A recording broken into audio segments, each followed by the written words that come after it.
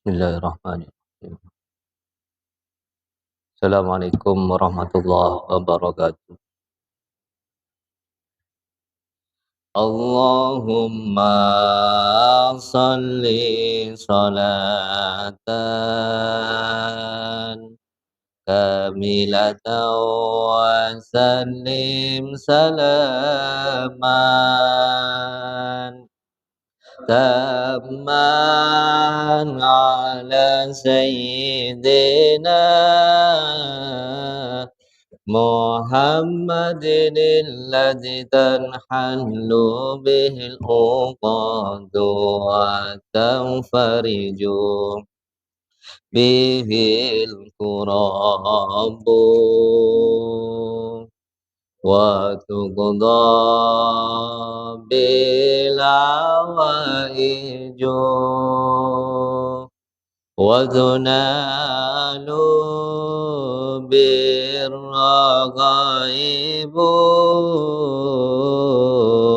wa husnul khawati wa yustasqal ghamamu biwajhil karim wa ala alihi wa sahbihi fi kulli lamhati wa nafasim adadi kulli ma'lumillah. Bismillahirrahmanirrahim. Alhamdulillah, salatu wassalam.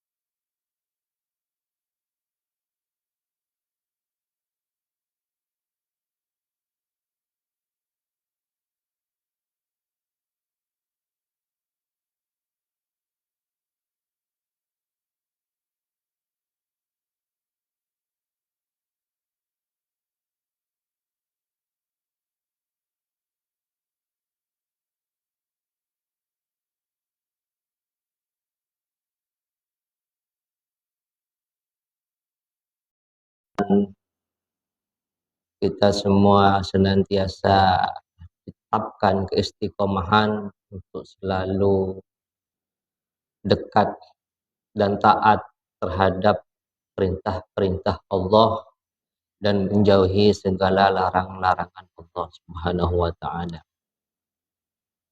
Para jamaah, ada satu hadis yang saya ambil dalam kitab Adabul Alim wal Muta'alim. Kitab ini ditulis oleh Hadratus Syekh Kiai pendiri NU, Kiai Hasyim Asy'ari. Beliau mengutip sebuah hadis berbunyi seperti ini: Ugdu aliman au muta'alliman au mustami'an au muhibban fi wala takun khamisan fatahlika.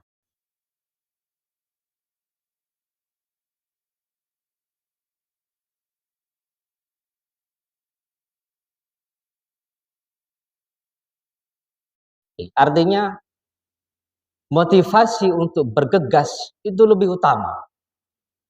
Ugdu aliman au muta'alliman au mustami'an au muhibban fi wala takun khamisan fatahlika. Kalau mau jadi yang 4, mau selamat jadi 4. Pertama, aliman, orang yang alim. Yang kedua, muta'alliman. Tidak bisa menjadi orang yang alim, muta'alliman. Tapi syaratnya muta'alim ya harus alim. Gitu. Syaratnya orang ngajar itu harus tahu. Tidak bisa menjadi dua ini, alim, muta'alim, mustami'an. Ya pendengar. Seperti kita ini sekarang. Ada pengajian kemana? Hadir. Ada pengajian di sana? Hadir. Ada pengajian di mana? Hadir semuanya. Au muhibban fih, yang keempat ini cinta. Cinta terhadap orang alim, cinta terhadap muta'alim, cinta terhadap mustami, dan cinta terhadap ilmu. 4. Wala takun khamisan, jangan jadi yang kelima. Tidak mau menjadi orang alim, tidak mau mengajar, tidak mau menjadi mustami, bukan muhibbin. Apa kalau menjadi yang lima? Fatahlika, maka dia akan binasa. Binasa. Orang alim, ini kan barokahnya ilmu itu kan luar biasa. Saya kalau disuruh merakit lampu kayak begini, saya kira tahu. Bukan ahlinya. Tapi kalau sudah ahlinya, listrik, kabel disambung, dijadikan disambung, ada skagelnya, lampu, sehingga tempat yang gelap dulunya musola sekarang jadi terang. Karena apa? Ahli. Dia itu ahli, punya ilmu. Saya misalnya, saya bukan dokter, mau nyuntik orang jangan macam-macam, dihukum saya. Tapi begitu dia itu sudah menjadi ahli ilmu, nyuntik berapa? 80.000, 90.000, 150.000. Barokahnya ilmu gitu. Terus dokter lagi. Saya ada orang misalnya tangannya luka, mau saya potong, saya akan dipenjara karena saya bukan ahlinya. Tapi begitu dia dibawa ke dokter bedah, boleh dibedah. Kenapa? Ini barokahnya ilmu. Bikin pesawat, sampai akhirnya sekarang ini kita yang mau berangkat haji, mau berangkat umroh, itu mudah. Kalau dulu katanya mbah-mbah 7 bulan mau ke Mekah, pulang pergi. Karena apa? Naik pesawat darat. Tapi kalau sekarang kapal terbang ada, itu dirakit. Itu kalau bukan ahlinya kita tidak bisa. Tapi barokahnya ilmu. Benar kata Allah Subhanahu wa taala, yarfa'illahu alladhina amanu minkum walladhina utul ilma darajat. Jadi orang yang akan diangkat derajatnya oleh Allah Subhanahu wa taala yang pertama amanu, orang yang beriman. Yang kedua adalah orang yang ahli ilmu. Yarfa'illahu alladhina amanu minkum walladhina utul ilma darajat. Bapak-bapak sekalian yang punya anak, saya mohon didik anaknya, masukkan ke pesantren, sekolah yang tinggi, terus fasilitasi semua kebutuhan pendidikan putra-putra bapak semuanya. Karena begitu menjadi orang yang ahli ilmu bukan hanya untuk dijadikan ustadz atau kiai atau enggak. Dokter bisa, kepala polisi bisa sekarang. Kementerian agama, bisa jadi menteri, bisa jadi pejabat. Kalau ilmunya mantap, bagus, selamat, insya Allah aman. Jadi motivasi anaknya, putra-putra putri, bapak semuanya, taruh ke pesantren, lembaga pendidikan manapun, dukung pendidikan mereka. Karena pondasi utama itu adalah ilmu.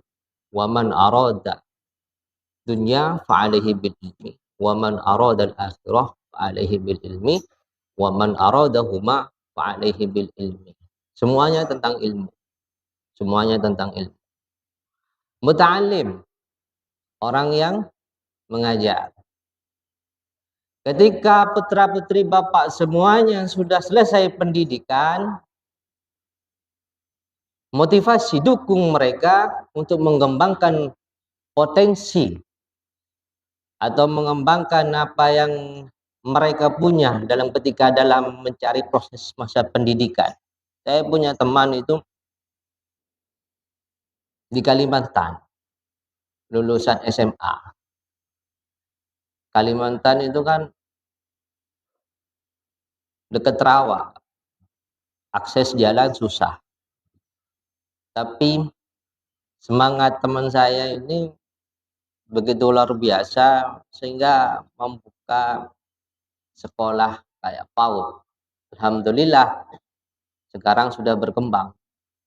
Barokahnya orang yang mau mengajar ini, Islam bisa tersebar kemana-mana. Barokahnya orang yang mau mengajari ini, syariat bisa tersebar kemana-mana. Barokahnya orang yang mau mengajar ini, hukum-hukum syariat, hukum-hukum halal, hukum-hukum tentang haram, itu semua bisa tersebar, bisa dijelaskan. Mustami'an, orang yang selalu mendengar kajian. Ajak, motivasi kita hari ini adalah ajak anak kita, istri kita misalnya, kalau ada pengajian kemana, itu diajak agar mereka juga termotivasi untuk selalu belajar. Yang kelima, yang keempat, muhibban atau muhibbin, orang yang cinta. Jadi orang yang cinta terhadap orang alim, orang yang mendukung terhadap para asatidz, orang yang mendukung terhadap perjuangan agama, insya Allah akan selamat oleh Allah Subhanahu wa Ta'ala. Itu barokahnya ilmu itu ada sampai teori seperti qalla ahadum minnal awliya'i illa wa huwa tahta hukmi imra'atihi tu'dihi bilisanihi wa fi'lihi. Manajemen ilmu itu kan kompleks itu, Pak. Kita tidak tahu bahwa memanage seorang wanita itu tidak tahu kita. Tapi kalau kita punya ilmunya, itu mudah. Jadi saya harap 4 itu yang bisa kami motivasi. Jadilah orang yang alim. Kalau tidak bisa menjadi orang yang alim, jadilah pengajar, mustami, muhibbin. Kalau tidak jangan jadi yang penuh, tidak mau belajar, tidak mau mengajar, tidak mau mendengarkan ceramah, atau tidak menyukai orang-orang yang alim, tidak menyukai orang-orang yang mengajar, maka fatahlika. Sabda Kanjeng Nabi, kita bakal binasa. Mungkin cukup apa yang bisa saya sampaikan. Kurang lebihnya mohon maaf. Assalamualaikum warahmatullahi wabarakatuh.